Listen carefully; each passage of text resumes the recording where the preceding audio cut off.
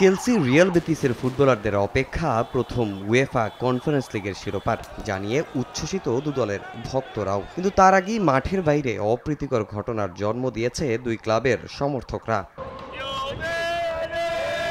পোল্যান্ডের ওয়ারশতে কনফারেন্স লিগের চতুর্থ আসরের ফাইনালে মুখোমুখি চেলসি রিয়াল বেতিস। এই লিগে প্রথমবারের মতোই ফাইনালে উঠেছে দুই ক্লাব। ইতিহাসের সাক্ষী হতে এদিন সকাল থেকেই ম্যাচ ভেন্যুতে উপস্থিত হতে শুরু করে দু দলের ভক্তরা। এমন সময় এক দল আরেক দলের ভক্তদের সমালোচনা করে কথা বলে। এখানেই বাধে বিপত্তি। পরে এই ঘটনা রূপ নেয় সংঘর্ষে। ওয়ার্সের এক মার্কেটের সামনে হয় এই সংঘর্ষ। দুদলের ভক্তরা হাতাহাতি করা ছাড়াও ভাঙচুর চালায় মার্কেটে। ক্ষয়ক্ষতি হয় অনেক। পরিস্থিতি ঠান্ডা করতে পারে লাঠিচার্জ করতে বাধ্য হয় পোল্যান্ড পুলিশ। এরপর আবারও দ্বিতীয় দফা সংঘর্ষে জড়ায় দুদলের সমর্থকরা।